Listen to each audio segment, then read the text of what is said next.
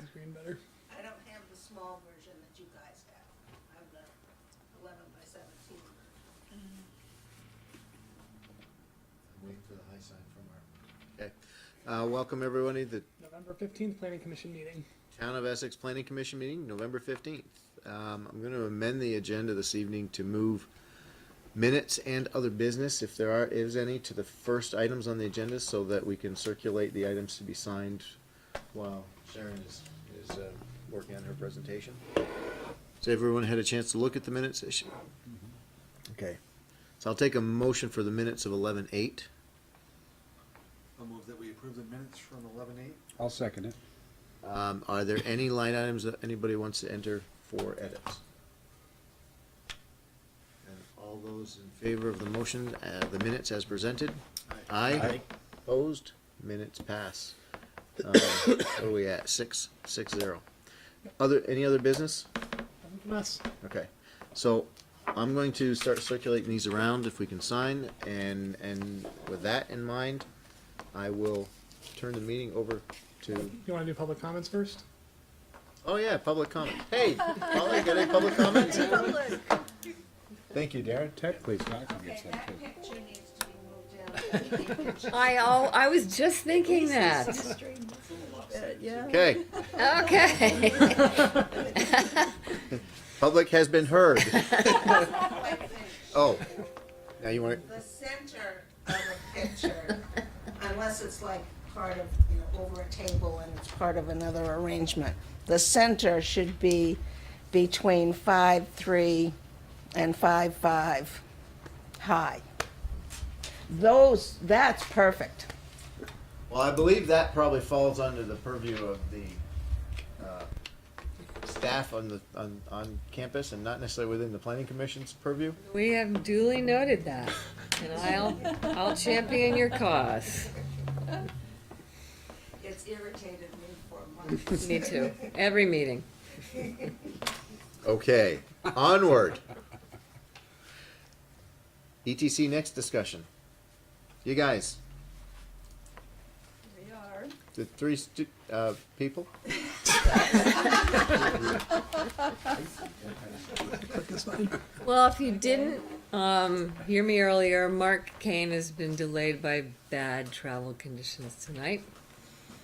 So we're going to move along. Sharon was just pointing out that her role in this project is sort of the big picture thinker, and Mark's got all the detail. So we're going to get a little higher elevation tonight, maybe. Well, I'll try to get through. I am filling in mostly for Mark tonight. He's the better showman among us. Well, I'm consulting to him, that's for he sure. is very good. And I'm pretty much the nerd of the group, so I will try not to bore you too much, and I will try to fill in for him a bit.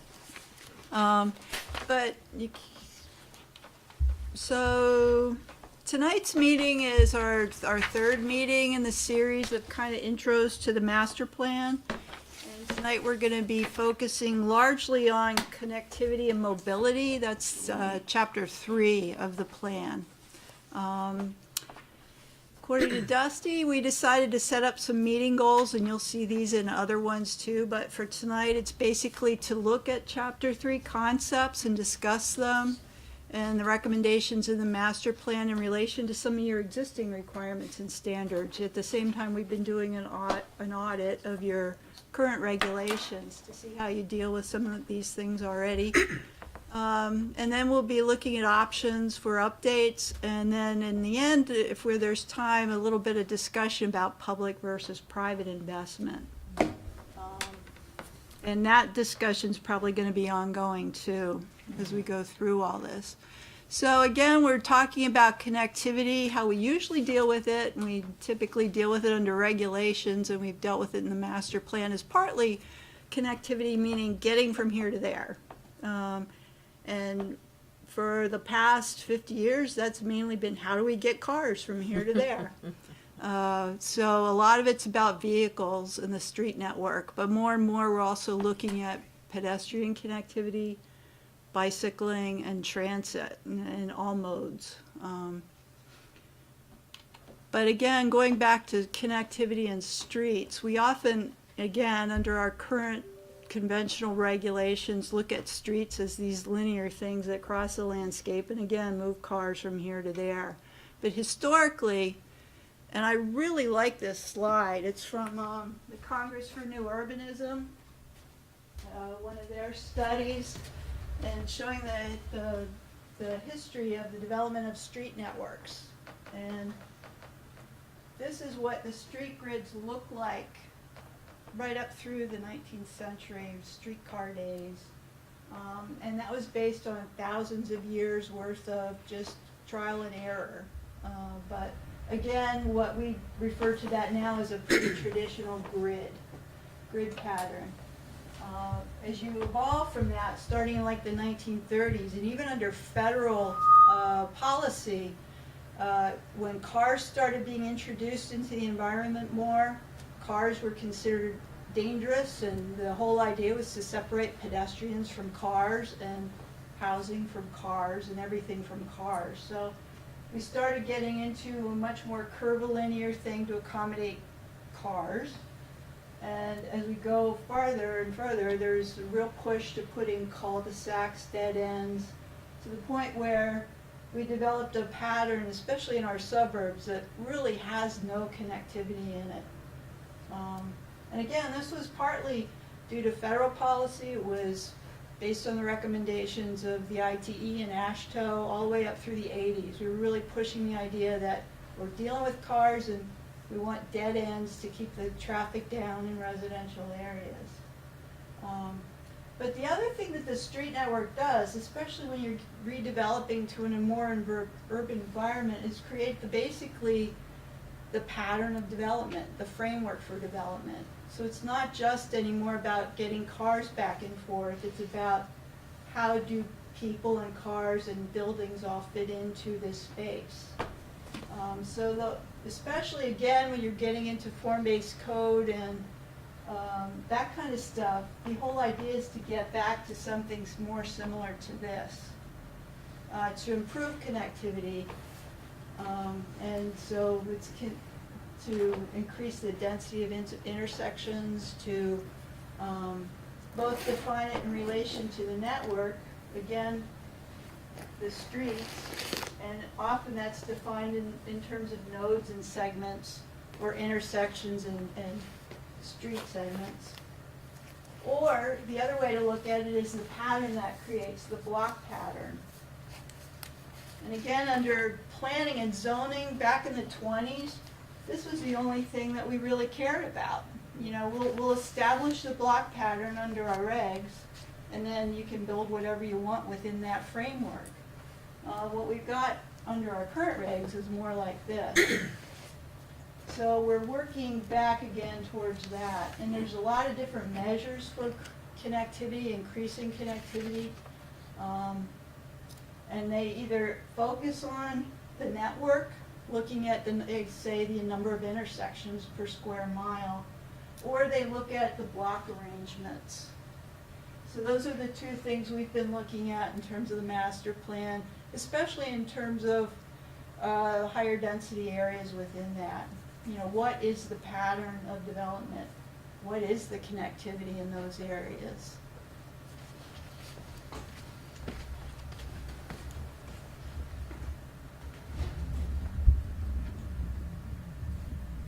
So that should look pretty familiar too. You guys are probably aware that back in 2011, the state actually enacted some legislation that requires us all to consider complete streets now.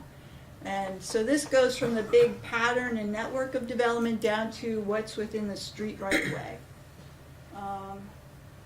And in looking at your policies and regs, it doesn't look like you've yet developed complete streets policies that are specific to Essex, but they are referenced in your public works standards. Currently, I think the VTrans standards, which apply to the state network, are referenced locally.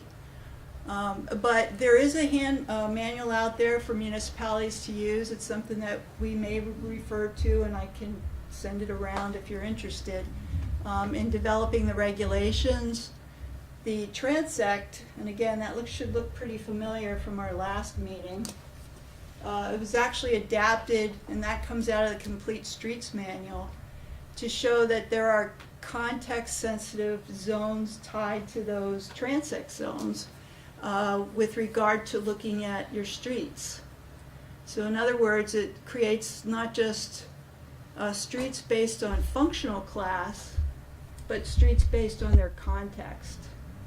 So right now, under the current regs, there you have streets that are basically tied to what we all look at, arterials like Route 15, collectors, some of the side roads, and then the local roads that actually access homes and businesses. And that's still valid, but this adds kind of another layer on it and says, okay, but in a T4, or in this case a C4 or a C5, the street network should also, the street types and network should also reflect the context. So in that case, they should have a more urban feel and design than they would if they were out in the rural area. So again, you've started to address that under your current regulations and standards by defining rural and urban streets. But for at least for the master plan in the town center, we might want to look at that in more detail.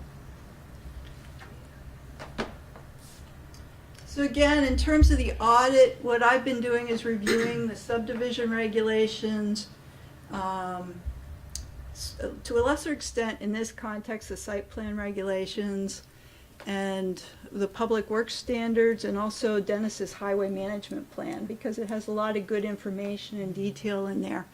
And I've also been looking at the comments Dennis submitted in response to the master plan. Yep. And I think there are some valid things in there that we'll need to address, for sure.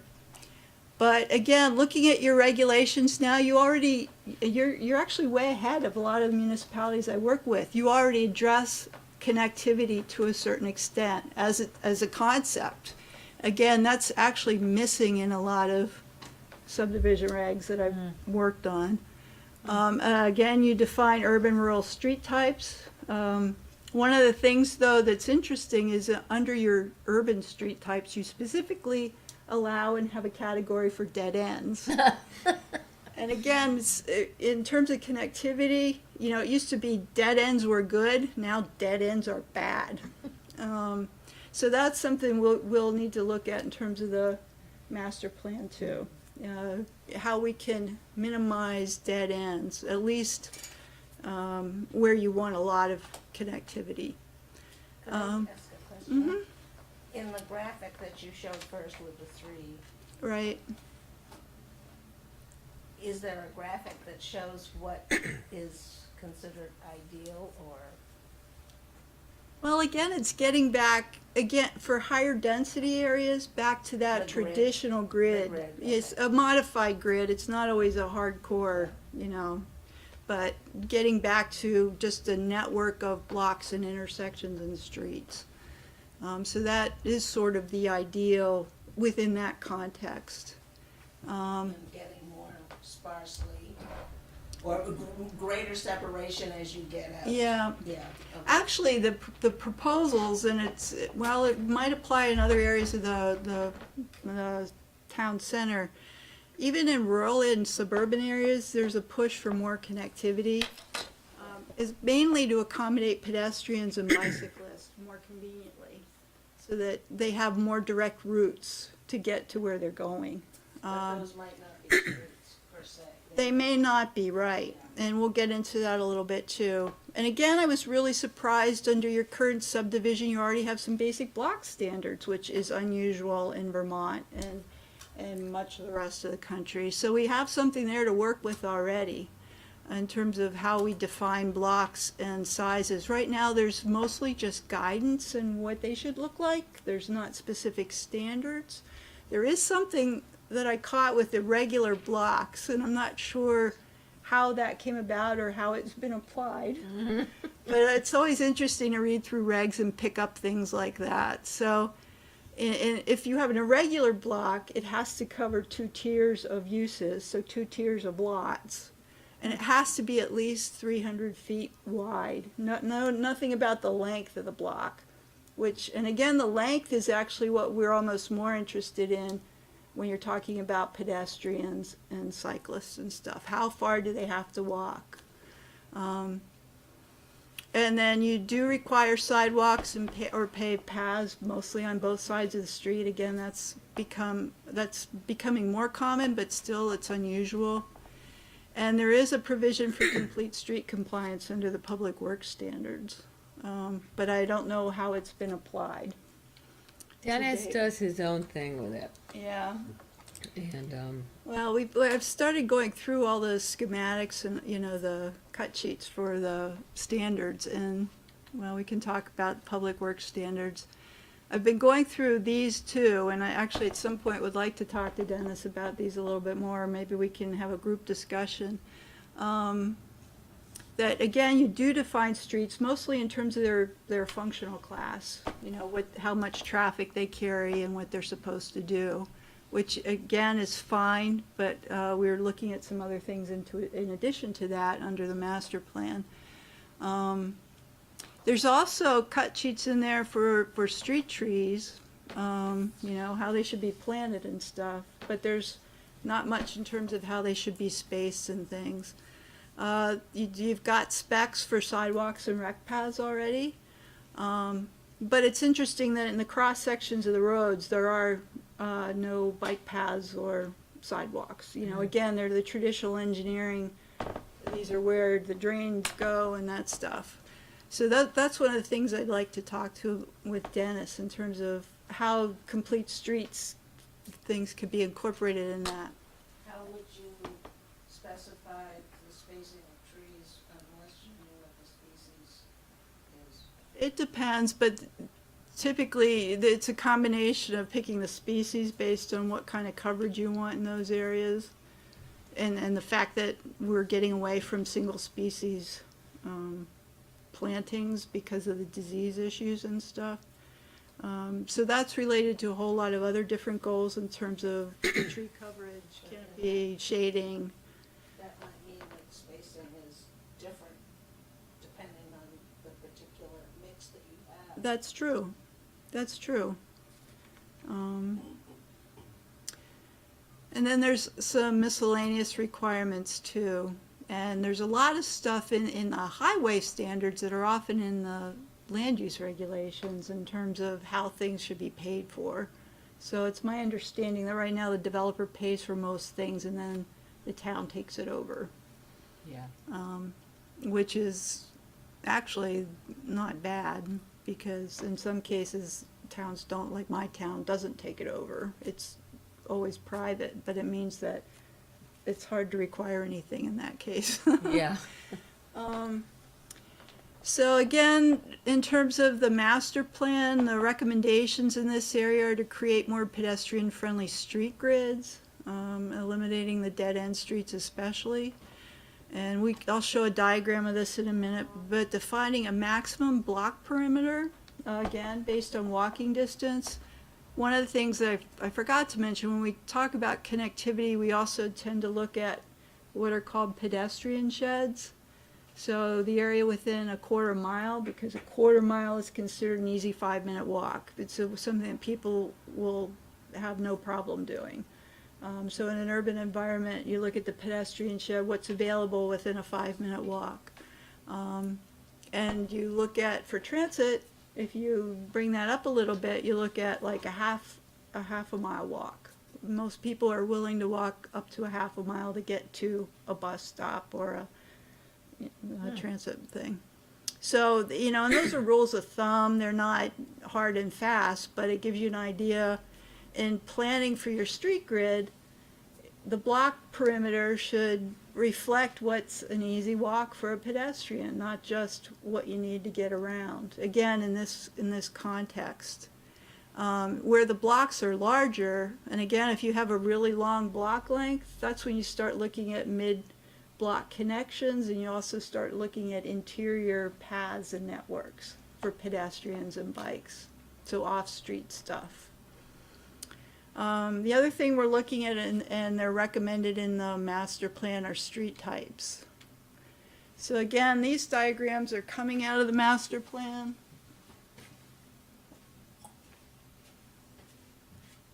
And basically just give you more of a visual representation of what we just went through. So it recommends a maximum block width. And again, this often applies to greenfield development. There's also an understanding that a lot of what we'll be dealing with in the future is infill development. So these are kind of ideals that you'll have to modify and adapt on the ground to be able to, but this is kind of the goal, to make sure that things fit within these parameters. So again, it's just really focusing more on the pedestrian environment in this case, on sidewalks, paths, off-street parking that's within easy walking distance of places, and mixed in with the buildings. Interior block paths, oops, I knew that would happen. How do I do that? Use the old click method. So again, it's visually depicting some of the concepts that we've been talking about, including transit stops. You know, I know Dennis had some comments about that too, and that's something, again, we're looking at maybe 20 years out.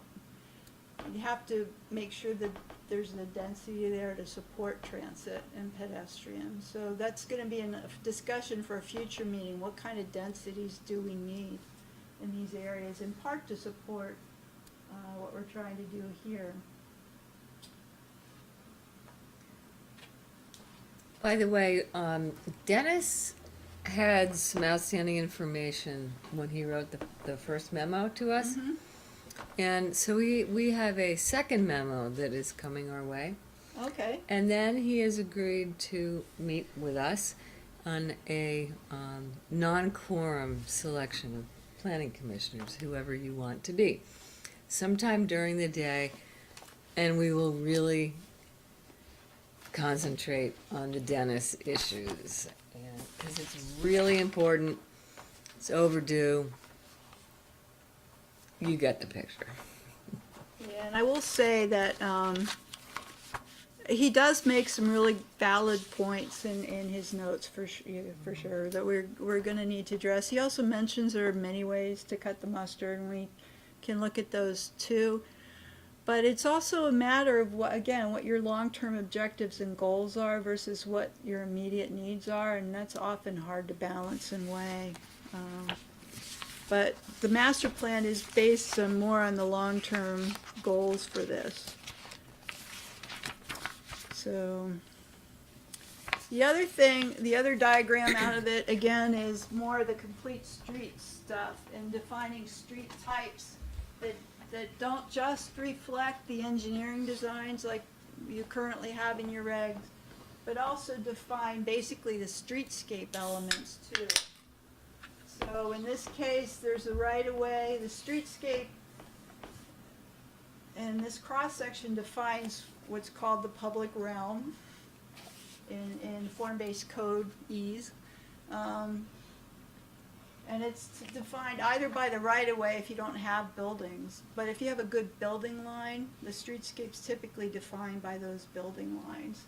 So one of the proposals, and we talked about it last time, is to make sure you have good building lines to provide some enclosure and context for the street, that they relate to each other. There's two different street types right now that are sort of outlined in the master plan that, again, if we work with Dennis, maybe we can pin down more specifically, again, at least for the town center. But this includes things like on-street parking, transit stops, sidewalks of specific width, again, based on the building heights, and bike lanes and things like that. So those are all incorporated into the street cross-section, along with the traditional, well, we need 11-foot travel lanes and curbing. So, and you can see that depending on the context, this one is for the mixed center neighborhood. That's an interior street, so that would be more of a local street within, we're calling it west now, I guess, with Yeah. west and south or east. And then along Route 15, obviously, there's a different set of conditions, so there was a different cross-section proposed for Route 15. And in that case, with a lot more trees, because there's a lot more space for it. So we'll be looking at those too. Either under, and again, we could address these under standards, we could address them under related guidance. They can be specific just to the town center, or you might want to consider some of these concepts for application elsewhere in town too. But we're going to focus again on the town center. So this is Mark's part of the presentation, and I'm not as up to speed on this. I should stand up there so I can read. But these are the connectivity recommendations for each of the neighborhoods. In the mixed-use areas along 15, there's an obvious recognition that 15 will always serve as an important arterial through town. And it's mostly there for traffic flow. And I think everybody gets that and understands it. There was a proposal in the master plan, as you've noted and Dennis noted, to make a portion of this a boulevard with a median. And that's partly to increase pedestrian safety. It's to help define the gateway into the center. Dennis said that's not gonna happen. Yeah. Well, there's a whole discussion around 15, as you know, about whether or not the town might consider taking it over. The benefit of that is you get a lot more control over the right-of-way. The downside is, as Dennis has noted, you also have to maintain a lot more within the right-of-way. So those are the questions. But it was, and even Dennis said, there's ways that we can redesign that a bit to make it more pedestrian friendly and to make it more attractive, basically, and to present a gateway into this area. There's a new road. The number 1 is a new road connection between Mixed Use West and the neighborhood and Lost Nation Road. So that's a new connection along here. As a planner, I'd say, ooh, can we add one along here? But right now, and I'm not sure what the calculations were in terms of the development capacity there, which have probably affected it.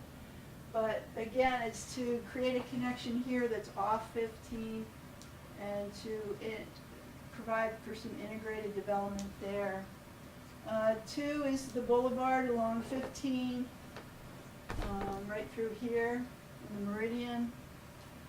3 is improving pedestrian crossings along 15, right here especially. Especially as those 2 areas develop, there's an expectation there'll be a lot more pedestrian traffic in that area. 4 is a new sidewalk north of 15, and actually Dennis said that's a good idea. And then 5 would be to just create another pedestrian or bike loop around this area. To get around without going through the center of it.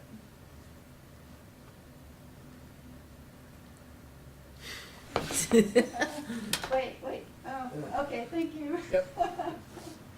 So neighborhood commercial, this is kind of that weird transition area on 15, which doesn't give you a lot of area to work with. But again, there's upgrading existing sidewalks and paths in the area completely, improving the existing crosswalks along there to the Price Chopper to connect to multi-use path on the other side of the road. And then the continuation of multi-use path. There's also this shows how infill development might be accommodated in that area. Again, defining a very small block, or it could just be a park, with the connection off 15 to this area, which could be redeveloped as another neighborhood commercial center. I would suggest that at some point this lot could even be developed. There is a form of gray field development. Parking lots are becoming pretty popular where there's a demand for land. And then interconnecting the street. But admittedly, there's not as much opportunity in this district to establish a lot of new connections.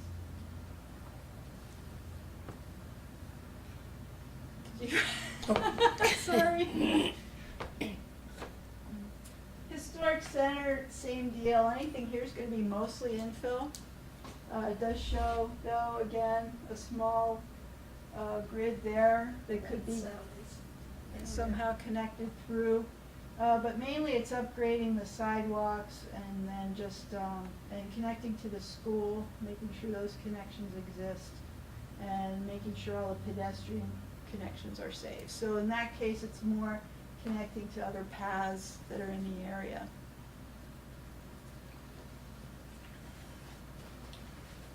So the things that, if you'd like, we can talk about tonight.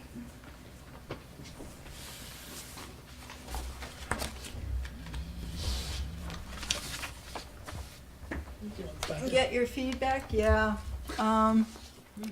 So again, some of the things that are recommended are whether these should be standards in your subdivision regs, whether you prefer them simply as guidance under a design review district, or even, as kind of, I don't want to say codified, but presented in more detail in the master plan.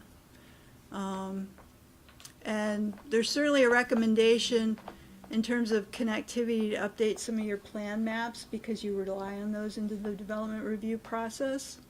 But there's also a question of whether you've ever considered adopting an official map, which is a map of your proposed planned facilities and services that is triggered specifically in the review process.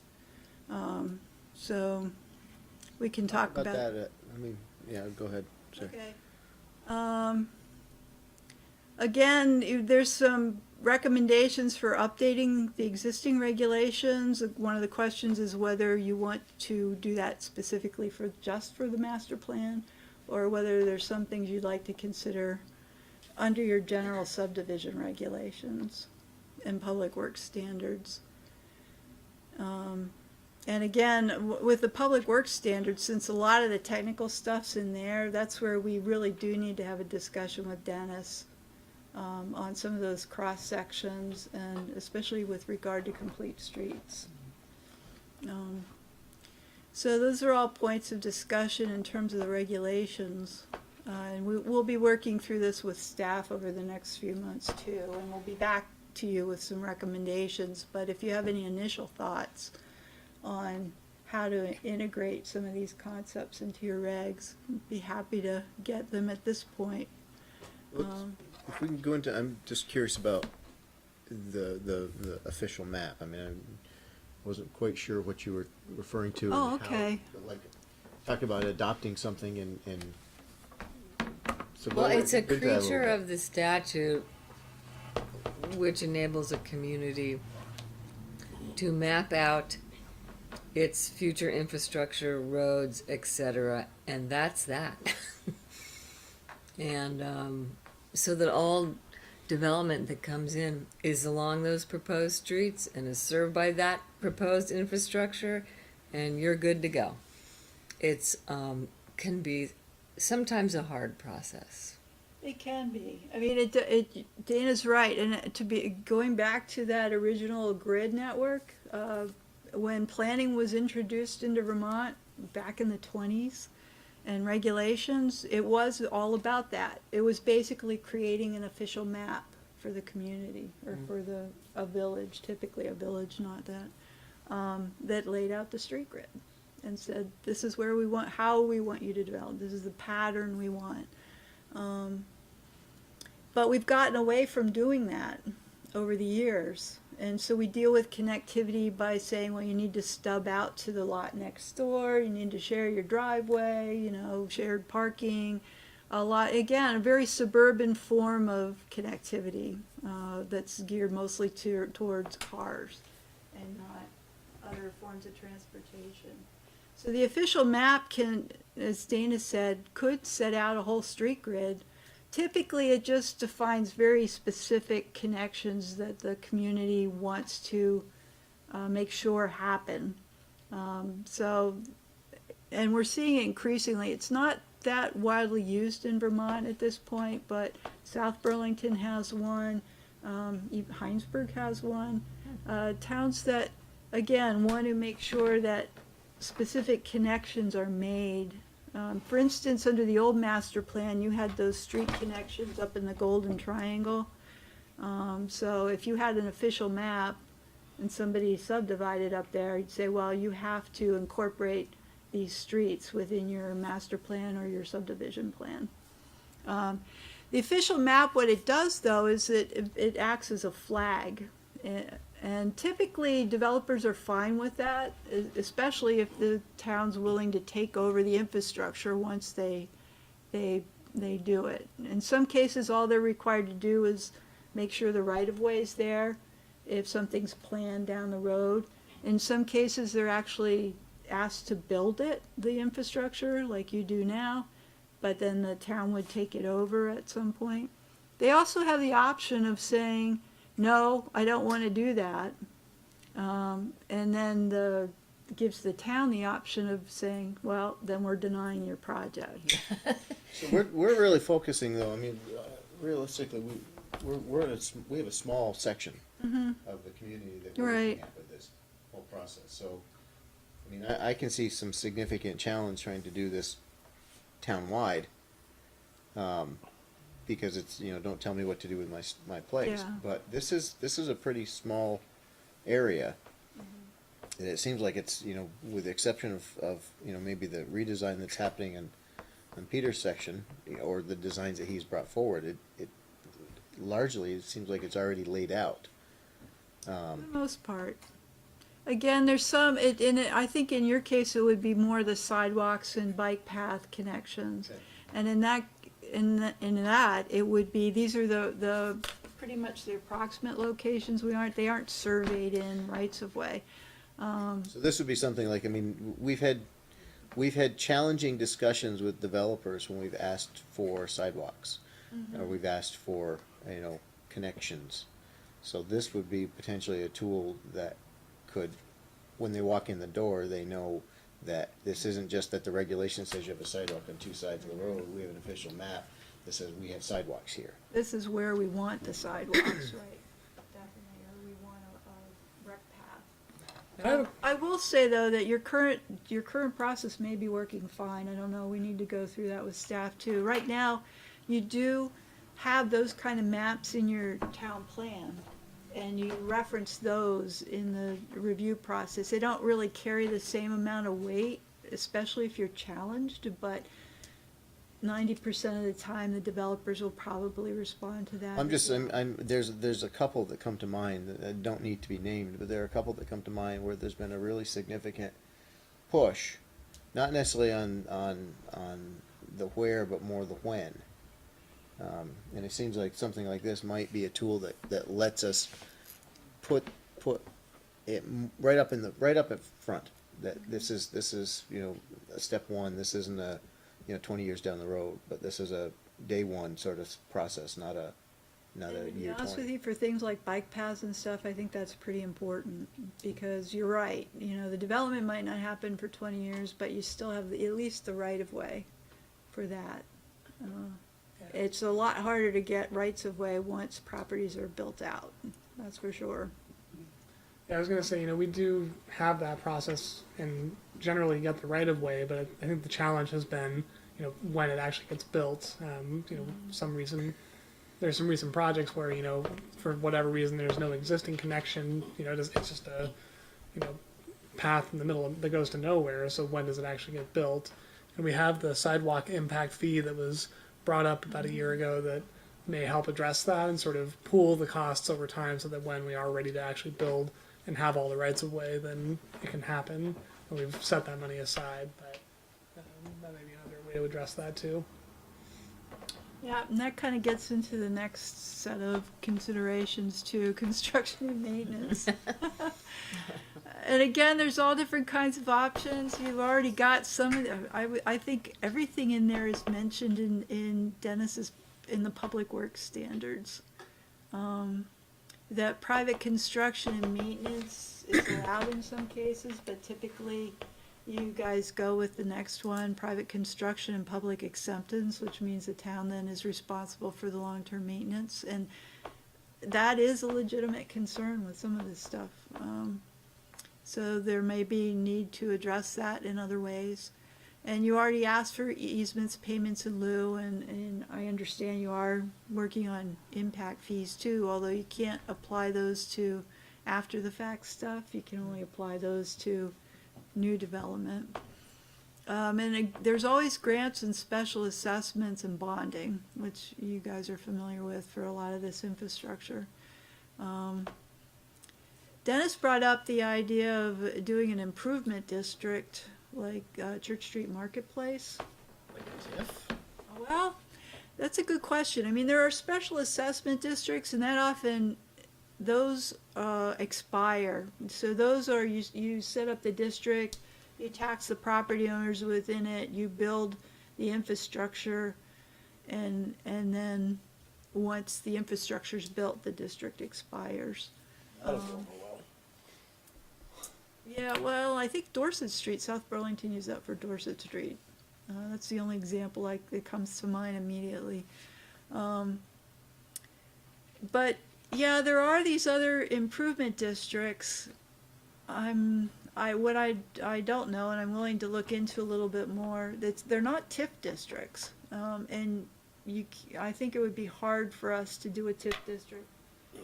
for the town center because you need to have other designations for that, and yeah, as you probably know, the legislature's not really keen on allowing a whole bunch of them.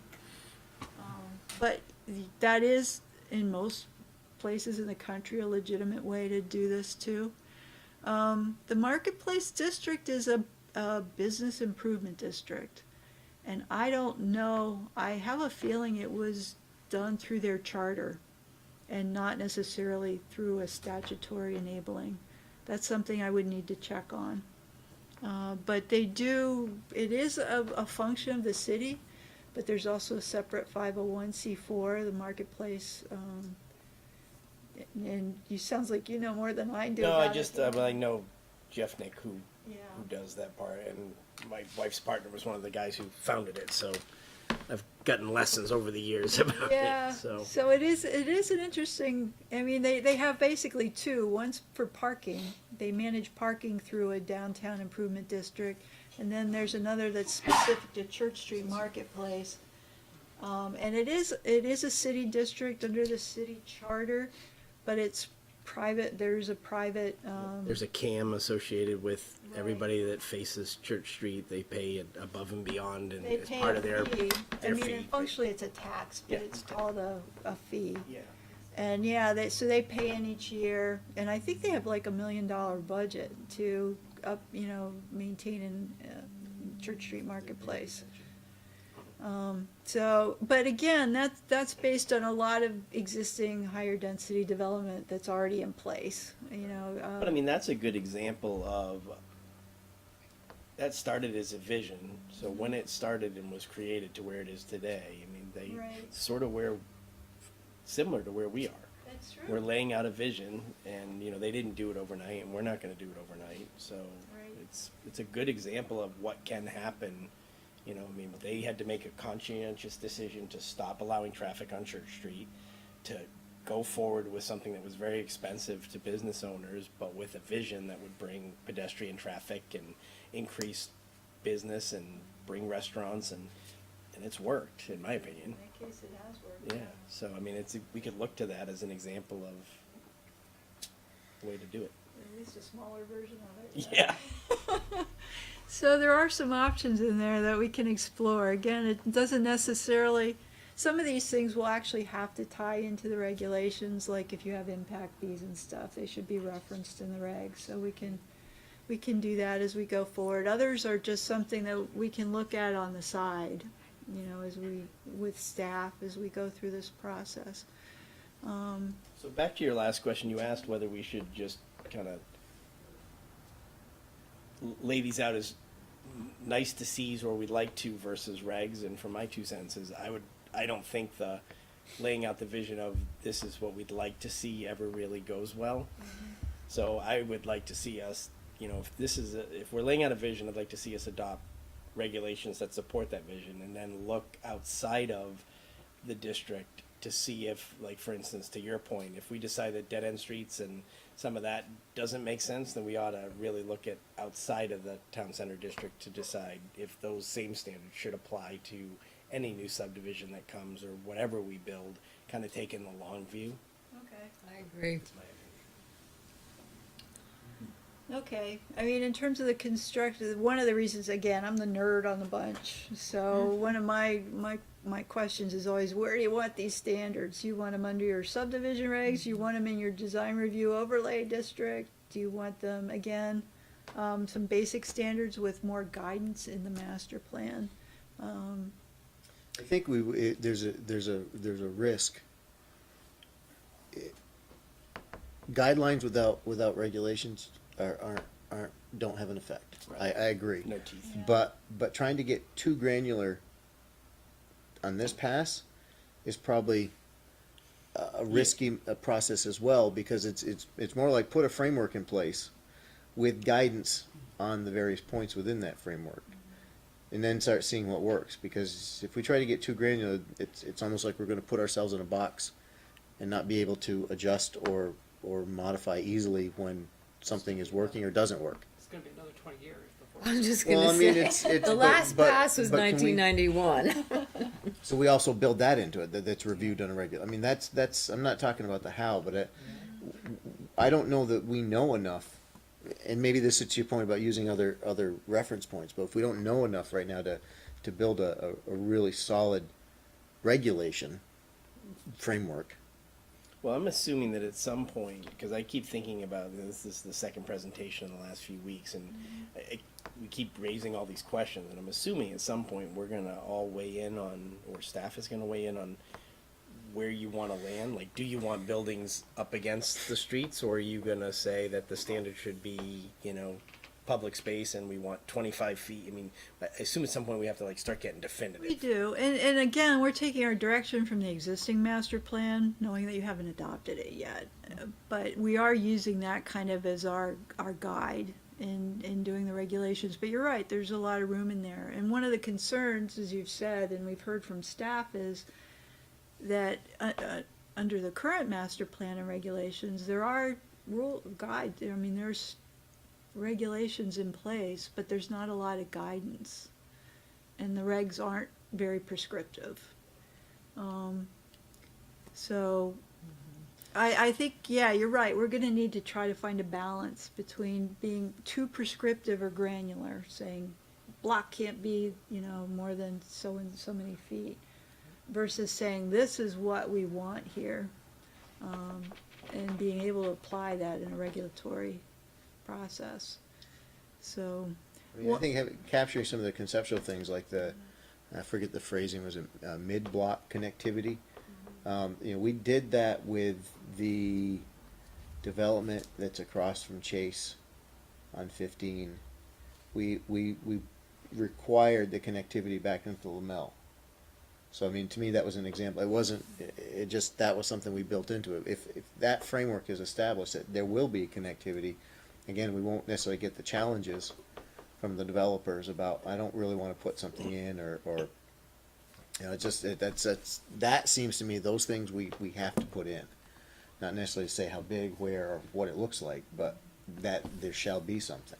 Or if we get the challenges, these standards will be in place so that we prevail in environmental court. Yeah. I mean, that's partly what we're working towards. Yes. What maybe to go away from the list for a minute, what is the next step for you and Mark? I mean, is it to get with staff and It come up with is, this? and actually probably sooner than later, having I've been going through the regs on my own, but at some point, yeah, it's getting together with staff and then bringing back things to the 'Cause planning it sounds like commission. we've heard enough. We haven't heard enough. We've heard a number of presentations, and now it's almost time to look at what is a real recommendation, not just these are what we can look at, but to actually look at something. I mean, I think we got to be close to that. Yeah, I mean, partly the initial is, are you comfortable with these concepts, specifically as they're going to apply within the town center area? If we do an official map, is that set in stone then, or is there's leeway? It is, it becomes more, yeah, it is a regulation, basically. I mean, you can amend it like you can amend any regulations, but it has to go through that process. Because like the trail map today, we say, you know, there's a line on a map, but then if somebody wants to put a building there, the line can easily go around the building. And without any amendments. Would that be possible with an official map? Yeah. Again, it depends on how you define it on the map. Again, they're not surveyed right away, so there usually is some room for moving things around a bit. But you're also at that point defining it based on what you want for that. Like if you have a path and you want a direct route, you may not want it to get moved. But if there's flexibility, yeah. Okay, so and we could do that same with streets. We could have some flexibility. Yeah, again, they're not surveyed right-of-ways on the official map, but usually they're a pretty strong indication of about where it should go. And we can, Changes to that, like an application, almost like a waiver. Yeah. You know, it's not going where the official map where the map says, but this is why. yeah, or it's being accommodated. And I will say the other things that official maps are often used, it's mostly for rec trails and streets. Some communities are starting to use it more for things like parks or open space areas. Or, you know, if you were going to build a new school and you wanted it over here.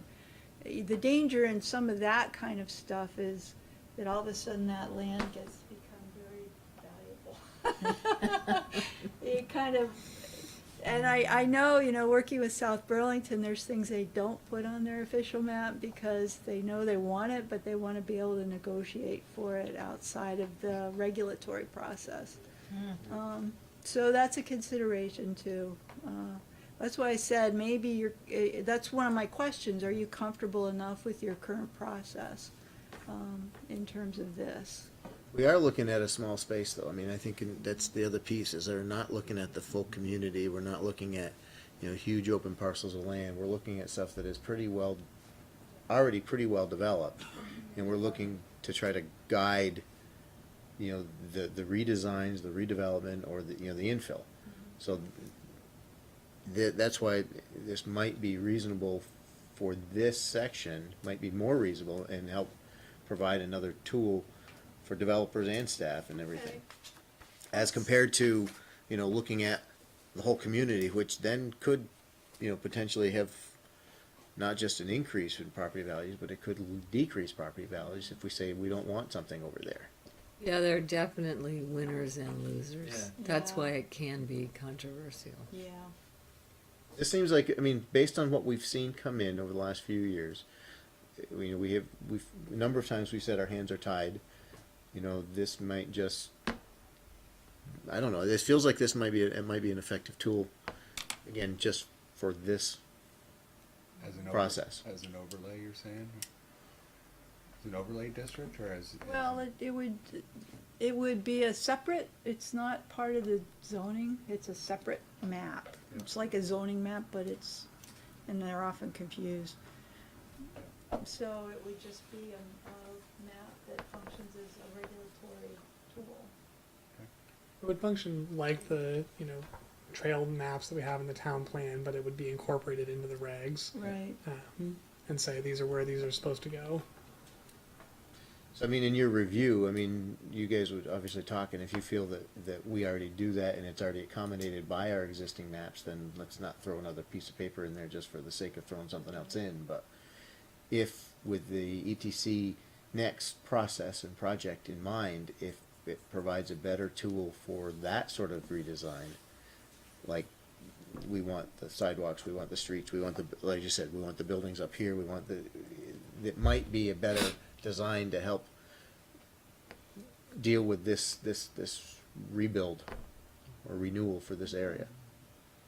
So South Burlington's official map is in its, the core that they're redoing now, the city center. And some other places, they've used it for rec paths and trails. They actually have a pretty aggressive rec path program. So with the city center or whatever it's called, that was just blank. And that's a very different backdrop to already developed. Yeah. I mean, in this case, it would probably be just showing where you want key connections, you know, where you want to make sure they happen in redevelopment. See, if we end up looking at either new buildings going in or old buildings being replaced, if we have something laid out and expected, it might help guide some of the, you know, you talked before, Ned, about placement of buildings, arrangement of buildings, and if we, you know, I look at a lot of this, and, you know, what we do with streets and all is pretty, we can set some pretty objective guidelines for that, which you know, once we agree on what we want to do, I think that's almost the easy part of what we're doing at ETC. You know, we're not into the subjective part yet.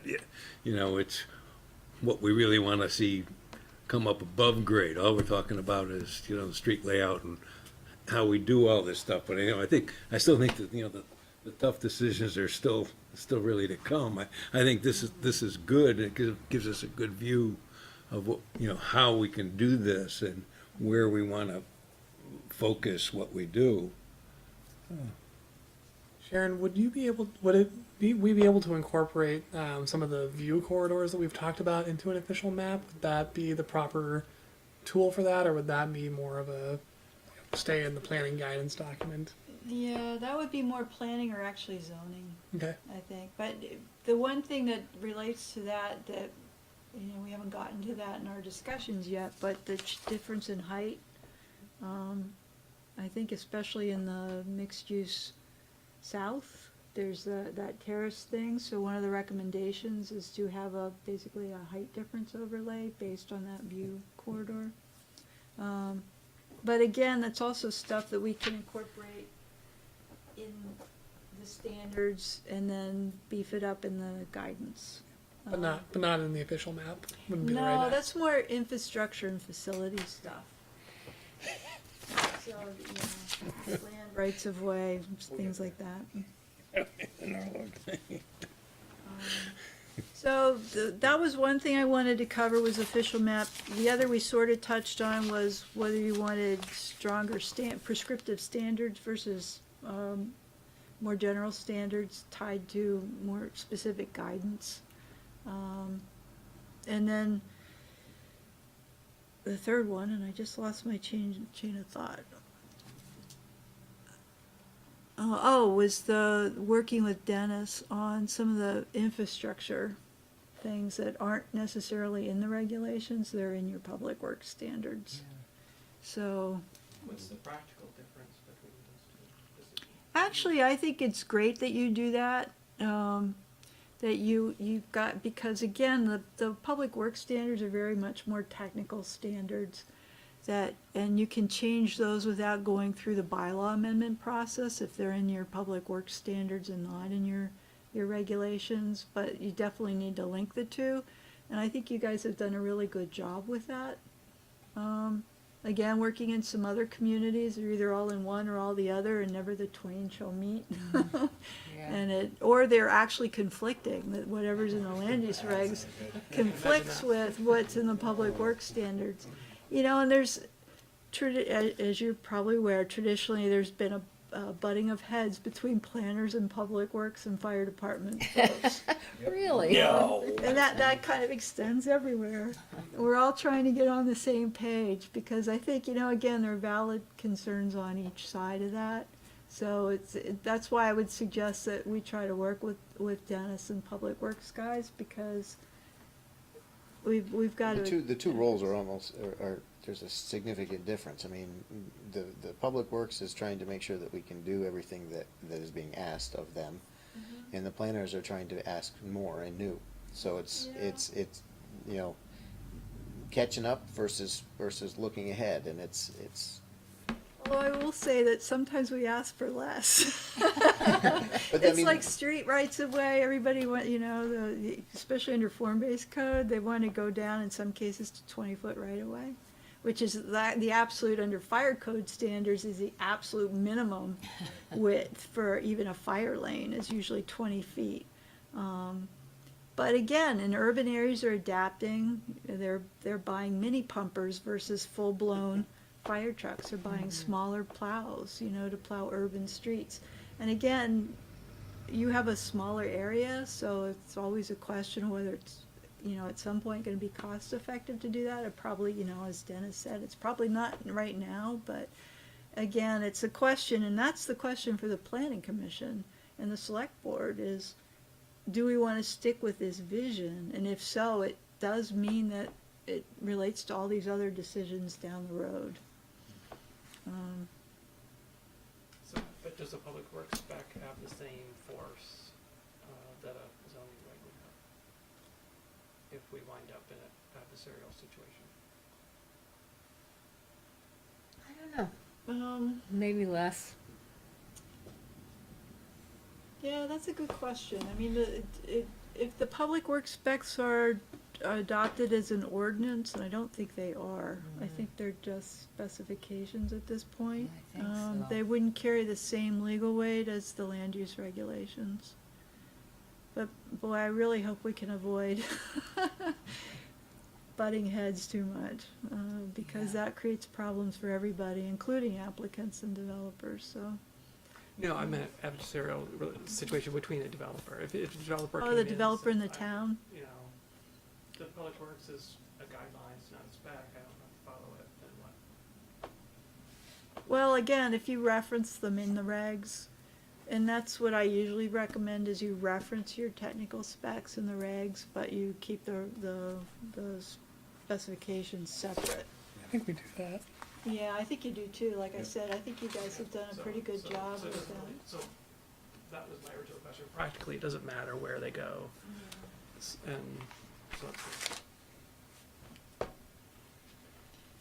So I look forward to those discussions, but I think I would recommend that we have them. So it sounds like, Yeah, I mean, I think I was, talking with Darren a little bit about this today. I think we're having these discussions, which are great because we need to know what the Planning Commission is feeling before we get into the weeds. We don't want to start writing regulations when you're not on the same page and don't have the same vision and don't want to use the same tools. But those days will come, and we're really going to have to get into it. We're not here right now, but we will be sooner rather than later. So what do you feel you need or want from us tonight beyond the discussion that we've had so far? Is there pieces that you feel we need? well, no, this is the guidance in terms of the path forward is what I'm really looking for at this point. So if all of that makes sense, I think that gives us some direction. I mean, I don't think we haven't, without seeing the actual application of some of these concepts, I don't think anybody at the table has had any, I haven't heard anybody having any really drastic, we're not doing that. I haven't heard anybody say that anything that's been presented has been drastically, raise any major flags or anything. I think until we start seeing it applied, I mean, Ned might be an exception.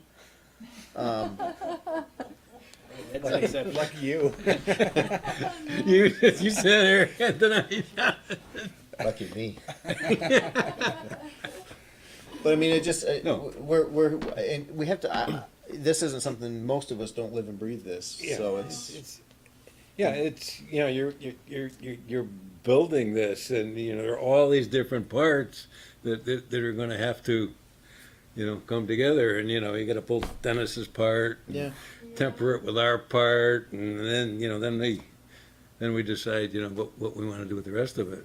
I mean, And we still may keep get to going. a Yeah. point when when you have gotten granular, that once we see how it applies, that's when some of these big flags may start showing up. There's we didn't understand it before, or actually seeing it is apt to raise that flag.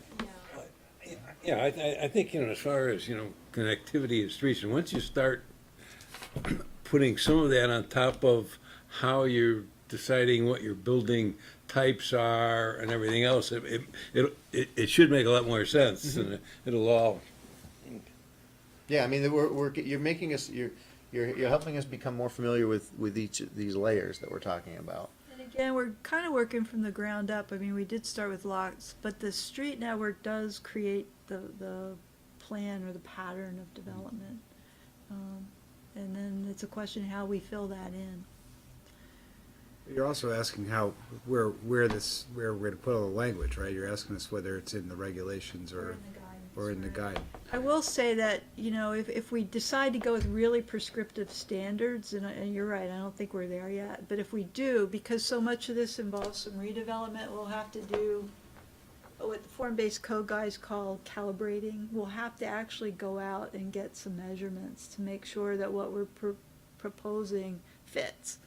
That it's not just some ideal that would never happen on the ground. Or it's such a big change because everything would be out of compliance. Right, exactly. It would create a lot of non-conforming properties. So that's part of the challenge too, and that's actually, as the nerd part of the team and the designer guys, and that's often the tension there. It's like, well, that's really cool on paper, but how does it work on the ground? You know, what kind of regs will make that happen? So, you know, again, that's a discussion going forward too. But that's one of the questions I had, whether you were okay with really strong guidance or you wanted actual, you know, the block shall be this wide, this long. And I think there's room for both, but we'll have to be very careful. It would be, it might be helpful and we've talked about this in other things, that as we're starting to talk about, we want this regulation here and so forth, is to actually bring some examples in, and if we did this in this section, this is what we could, you know, to start maybe putting it in context, again, to make it three-dimensional and not just a one-dimensional. You know, if we did this, Sample applications or something. yeah, if we did this in the southwest block, this is what could go there, you know, or this could go there. A couple of examples to start demonstrating how that could be. Or even look back at past applications and say, how could this have been improved with? Yeah, Any- actually, that's a put- great idea. Putting it in context, I think, is going to help us. It's going to help me see what these things might be doing. Okay. And obviously, it's not going to be. There's going to be limits to what you can do, and we're not trying to design for the applicants, but to know what that might mean. And I think this might come in, Ned, for a lot of the building things that you talk about. You know, putting some of this might help demonstrate to us what we're trying to do. Okay, that's definitely one for Mark. I'll throw that to him. In terms of they actually, they have some really good 3D examples from. So we could other probably bring in a projects. big bucket of Legos too, and just, you know, build this out. Actually, that would be fun, yeah. Just put the tables together and just Design build it out. yeah. That's a workshop, Dana. Dots, Dots for you? Dots. dots. I have a Okay. detailed question. We used to have, well, it wasn't a Lego set, it was a block set. I don't know Yeah. if she still has that, but maybe we could ask her. Yeah. Borrow that one? Tom, you had a, Yeah, do you guys know what's up with the railroad right-of-way behind Bryce Dropper? Is that? Is there a right of way anymore? Is that the question? My understanding is that right of way got broken up and transferred to the properties that are there. I don't know that there is any right of way anymore, at least not for the entire length. So that would be a challenge, you know, in terms of getting that path in. You'd have to reacquire those rights of way in piecemeal. If that's the case, I'm pretty sure that's what it is. But putting it on a map says, okay, this is where we want to put it. There's possibly some, you know, something in the ground that makes that a little easier because there was a railroad bed there at one point. It maybe isn't completely gone. Yeah, that's too bad it got thrown up. Yeah, that's what I asked. And I'm not 100% sure about that. We haven't done title searches or anything, but I've heard from people that's the case. so do we have, I mean, are there any other thoughts, comments, questions? I just I think I'm a little nervous about creating like all guidelines. And I'd like to see a nice mix there so that it's really clear to the applicant, and you know it's really clear what it is that they have to do. Good While point. providing a little more of the guidelines are sort of a little bit more of the gray area, but I think one of the places where we get in trouble is we throw out guidelines and then go, oh yeah, that's really tough, why don't we do, and, you know, soon we've whittled it away, so it's really vanilla again. We don't get the guidelines, so I personally am in favor of trying to beef the regulations up with this as much as possible. That makes sense without being burdensome. Well put, I totally agree. And a lot of communities that look at more prescriptive regulations do have to immediately tweak it afterwards because your first application It should shows work. all those Right. little things that you haven't considered. But that's part of the process of, calibrating and tuning as well. Yeah, and I will say, form-based codes are intended to be very prescriptive so that you basically just get a zoning permit Yeah. for major development, because they're so tightly defined that it's an administrative review process at that point. But you're right, that, even in South Burlington, where they have it in city center, they're already trying to deal with nonconformities and, the developers who push for form-based code and that, now they want flexibility. It's like, wow. It's worth remembering that I don't think any of us have embraced the approach that we're going to full form-based code, but we're talking hybrid, so. Yeah. Yeah, exactly, That's something to remember. yeah. And that's where the leeway comes in. And I think it's the balance. I mean, Yep. you can't have guidelines without having regulations to provide some, make some requirements. If you don't have, guidelines without regulations are just nice discussion points.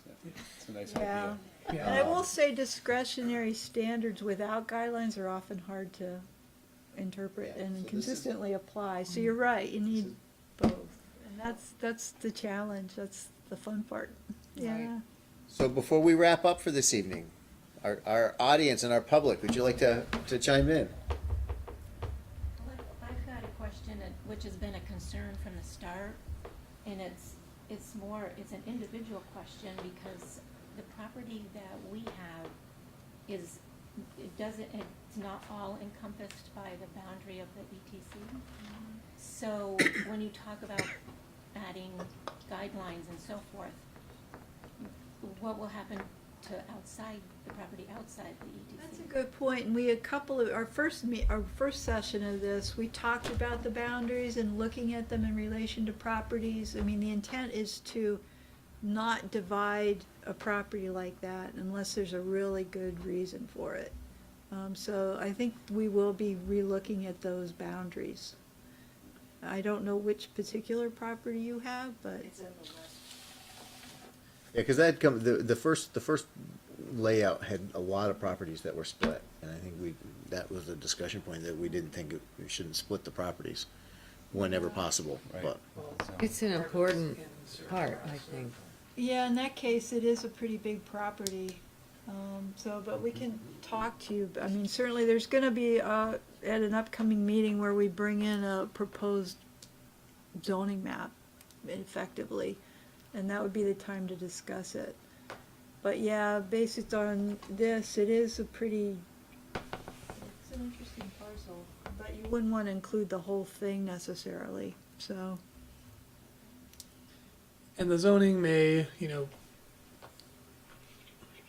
part of the reason that area, in some areas, are, splitting those boundaries is based on where the sewer core goes, and that really is something that we don't have a lot of flexibility around. But the zoning can be a little more flexible potentially to allow the development to happen in a way that makes sense, but still is in line with the, standards in the sewer core and the sewer ordinance.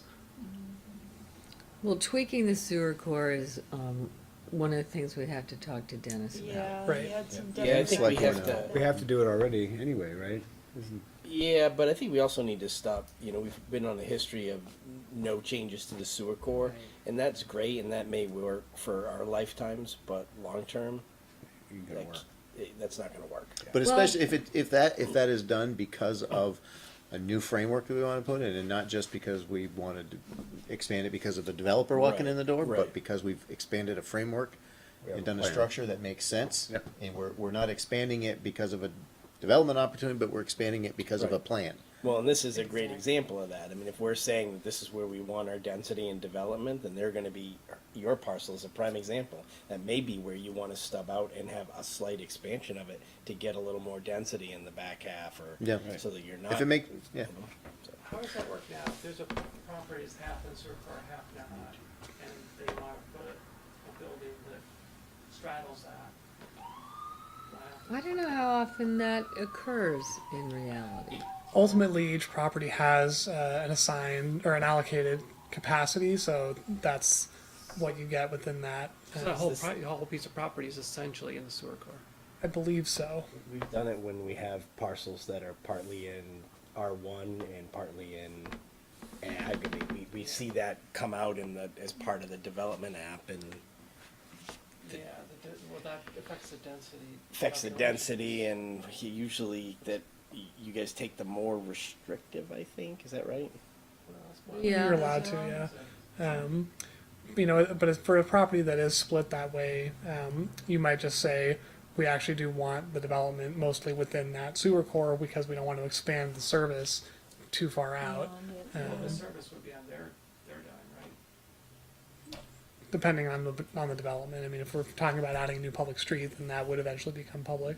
So Paula, So- you had it, hang on a Yeah, second. it was really related to what you were talking about in terms of regulations, and I was just gonna say that, you know, given people's concerns that have been brought forward over the past 5 years, the standard retort has been, well, we need to have more regulations in order to make sure that that those things happen, or that those other things don't happen.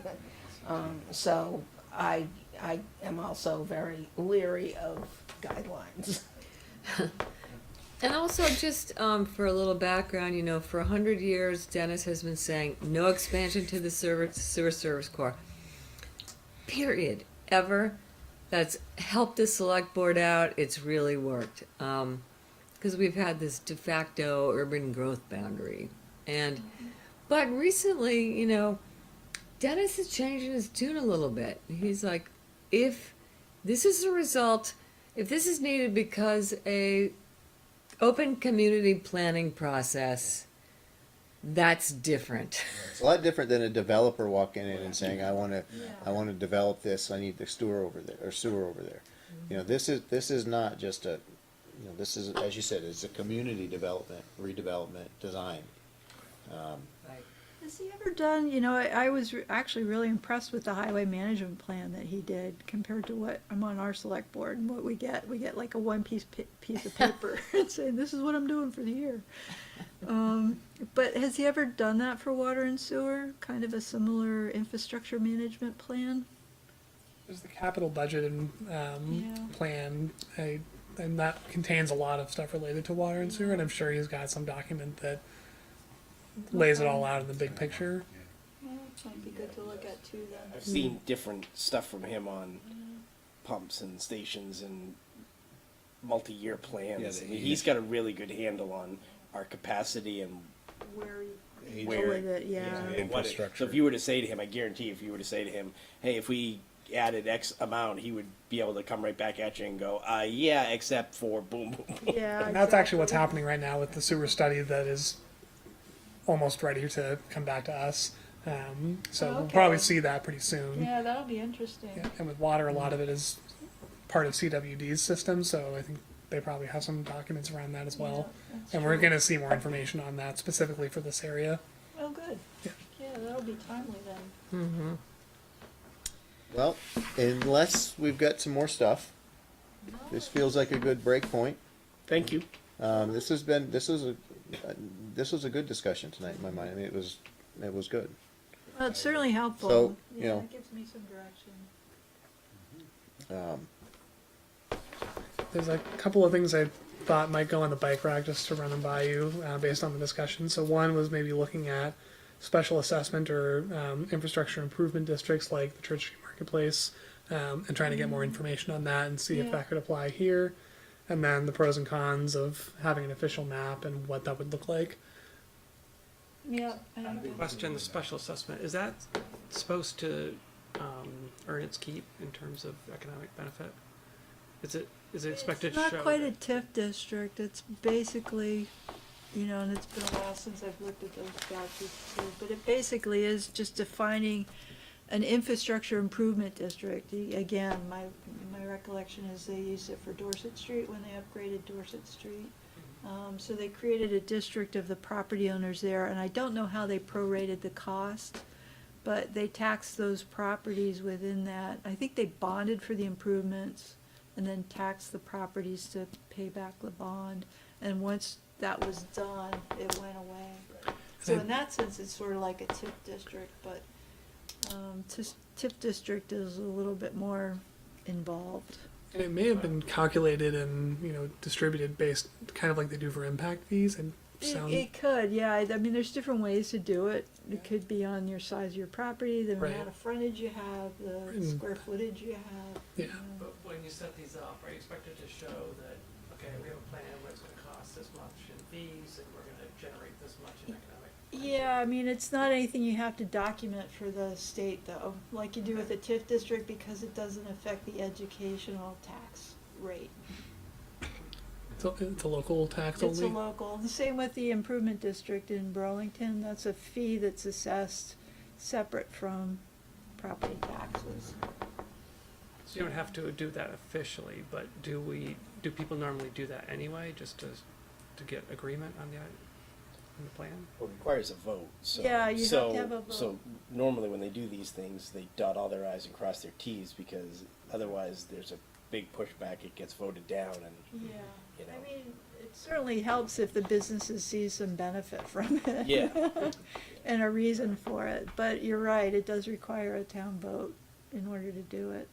And an example of that might be, you know, sewer pumps stations need upgrades, and you're going to be able to see higher density and better service if we do this. Whereas if we don't, you're going to have to pay up front every time you do your, you know, when you do your development. So Yeah. Well, Dennis is very protective of the town incurring any costs. And so he just yawns about, you know, these issues. He's like, oh, in urban areas, the developer pays for all the boosters, and you guys got to start doing it, approaching Yeah. it that way, not bonding or anything silly like that. One thing I'll just bring up quickly for you to think about for an upcoming meeting about uses and stuff, but one of the recommendations, and I'm reading through Dennis's, is to allow for parking areas as principal uses and not just accessory to that would allow for municipal lots and or private lots, commercial lots.